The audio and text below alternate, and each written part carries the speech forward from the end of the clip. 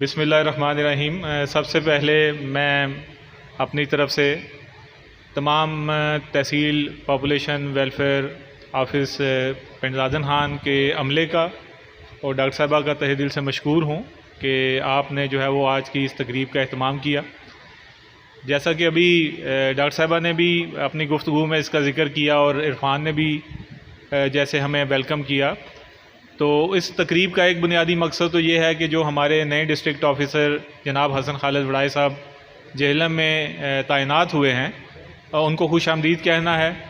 ہمارے لیے ان کی شخصیت کوئی نئی نہیں ہے، وہ الحمدللہ پہلے بھی ڈسٹرکٹ جہلم میں 5 سال تک یہ فرائض منصبی جو ہے وہ ادا کر چکے ہیں، تو ہم ان کی شخصیت کے بارے میں جانتے ہیں اور وہ ہماری اس تحصیل کی ورکنگ کے حوالے سے یا پورے ضلع کی جو محکمہ بہبود آبادی کی ورکنگ ہے اس کے حوالے سے بخوبی آگاہ ہیں، اور ہم اپنے اس جو ہے وہ ماضی کے تجربے کو مد نظر رکھتے ہوئے یقیناً یہ بات کہہ سکتے ہیں کہ انشاءاللہ تعالی جو ہمارا آنے والا وقت ہوگا اکٹھے ایک ٹیم کی صورت میں اور جناب حسن خالد ایک سربراہ کی صورت میں، وہ یقیناً مثالی ہوگا اور ہم محکمہ کے حوالے سے شاندار کارکردگی کا مظاہرہ کریں گے۔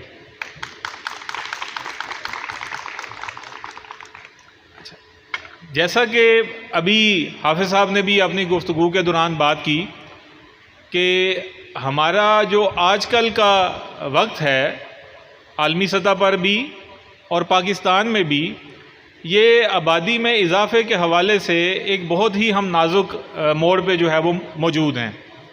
دنیا کی آبادی جو ہے وہ تقریباً 8 ارب افراد پہ مشتمل ہو چکی ہے۔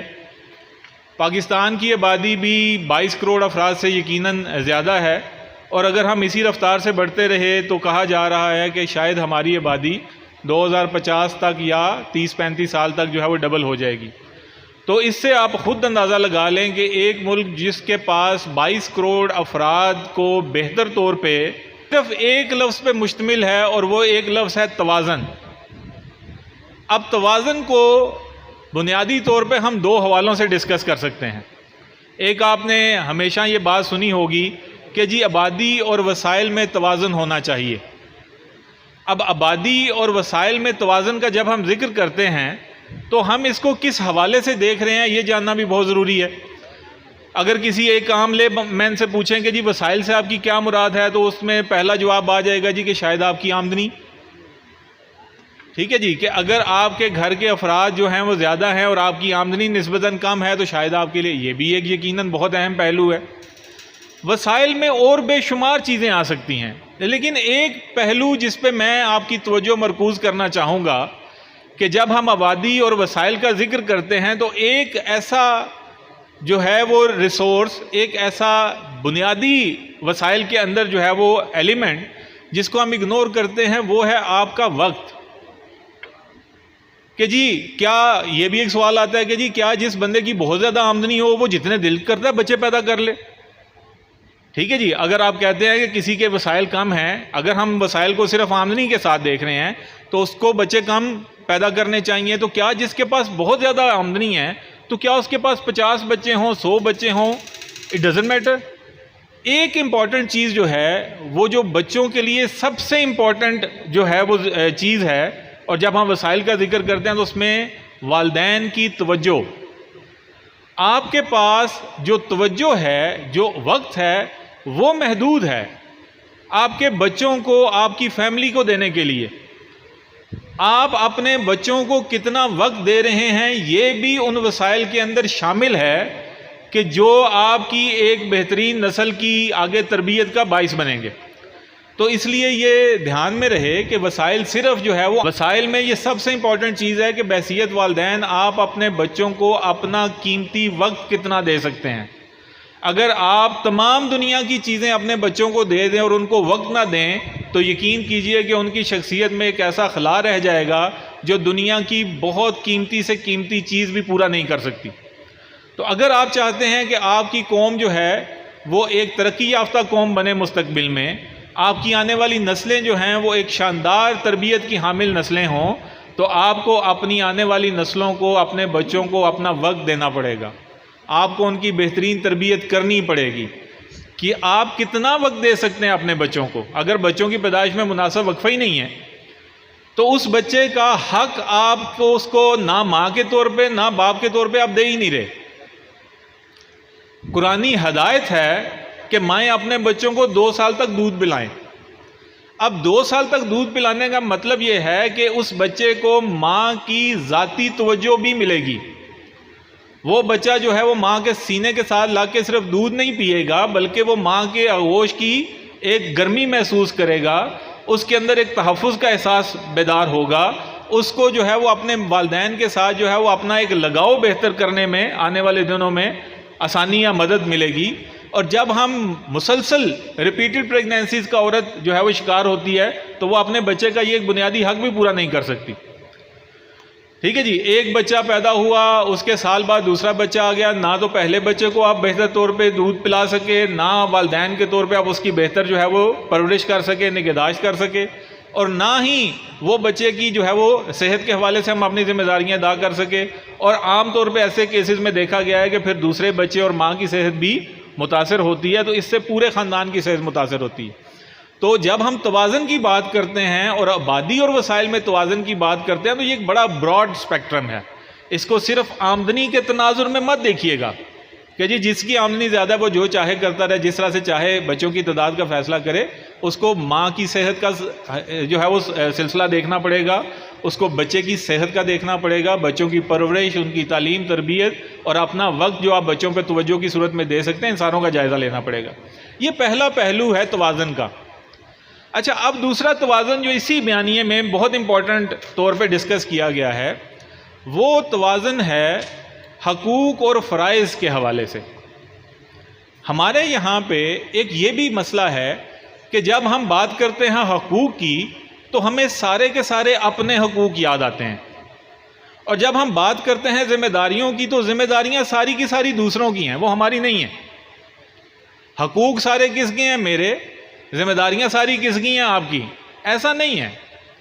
حقوق جب بھی آپ ڈیمانڈ کریں گے تو تربیت کے لیے جتنا ضروری بچوں کو یہ بتانا ہے کہ والدین کے حقوق ہیں, میرا خیال ہے کہ شاید اس سے بھی زیادہ والدین کو یہ بتانے کی ضرورت ہے کہ بچوں کے کیا حقوق ہیں.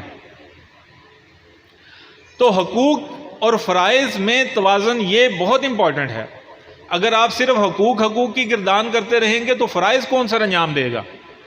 اگر آپ صرف فرائض کا ذکر کرتے رہیں گے تو کن کے وہ حقوق ہیں یہ بھی تو بتانا پڑے گا ہمیں.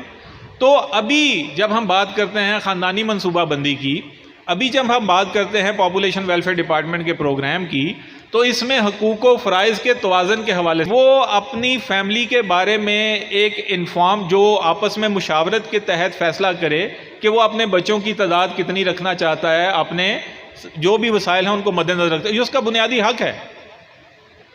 ٹھیک ہے. اس میں فرائض کس کے آتے ہیں؟ اس میں پاپولیشن ویلفیئر ڈپارٹمنٹ کے بھی فرائض ہیں کچھ, کہ جی ہم ان شادی شدہ جوڑوں کو اس فیصلہ سازی میں جو ان کی زندگی کا ایک بہت اہم فیصلہ ہے, جو ان کو مشاورت درکار ہے وہ ان کو مشاورت فراہم کریں. مشاورت کے بعد اگر وہ کوئی فیصلہ کرتے ہیں کوئی معنی حمل طریقوں کے استعمال کرنے کا, تو اس فیصلہ سازی میں ان کی مدد کریں کہ وہ ایک فیصلے پہ پہنچ سکیں, اور بعد میں ان کو بہترین خدمات کی فراہمی بھی یقینی بنائیں. یہ ہمارا فرض ہے. والدین کے حقوق اور فرائض کے حوالے سے کیا ہے کہ والدین کے حقوق میں ہے کہ وہ بچوں کو, جیسے میں نے کہا, کہ ان کی تعلیم تربیت کے حوالے سے بہترین رویہ اختیار کریں. معاشرے کے فرائض میں یہ بات شامل ہوتی ہے کہ وہ ان افراد جو معاشرے کے نوجوان ہیں ان کی تعلیم و تربیت کے لیے تمام وسائل جو درکار ہیں وہ فراہم کرے. بعد میں جب انہوں نے آ کے معاشرے میں ایک ذمہ دار اور جو ہے وہ پروڈکٹیو شہری کے طور پہ اپنا رول ادا کرنا ہے, تو ان کو روزگار کے مواقع چاہیے, ان کو کاروبار کے مواقع چاہیے. تو یہ بھی معاشرے کی اور حکومت کی ذمہ داری ہے کہ وہ یہ سارے مواقع ہمیں فراہم کرے. تو یہ ایک پورا نظام ہے حقوق اور فرائض کا. اس کو بھی سمجھنے کی ضرورت ہے. جیسے میں نے پہلے عرض کیا کہ جب ہم بات کرتے ہیں توازن کی, آبادی اور وسائل میں توازن, ہمارے ذہن میں آتا ہے کہ جی بچوں کی تعداد کا فیصلہ کریں اپنی آمدنی دے کے. یہ اتنا سادہ نہیں ہے. بچوں کی تعداد کا فیصلہ آپ نے کرنا ہے میاں بیوی نے بیٹھ کے, تو ان کو بے شمار پہلوؤں کو جائزہ لینا ہے. اس میں آمدنی ایک پہلو ہے, اس میں ماں اور بچے کی صحت دوسرا پہلو ہے, اس میں بچوں کی تربیت تیسرا پہلو ہے.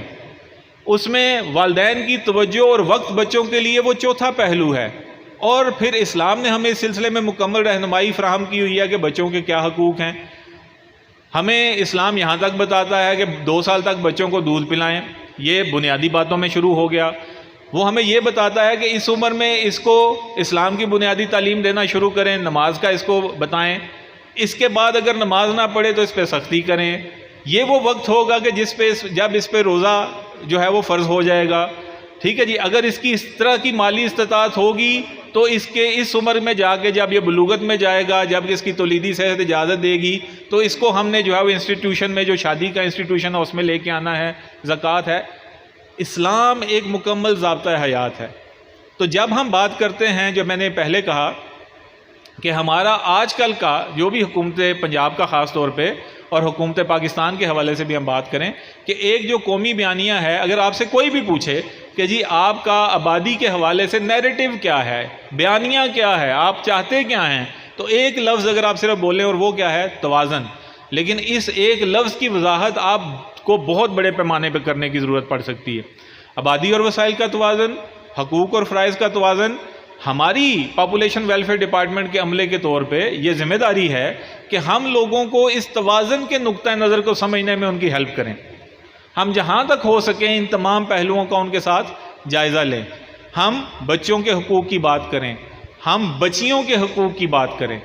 ٹھیک ہے. ہمارے معاشرے میں ابھی تک جو ہے وہ بیٹوں کو بیٹیوں پہ فوقیت دینے والا کچھ جگہوں پہ عناصر موجود ہیں. ہمیں اس پہ بات کرنے کی ضرورت ہے.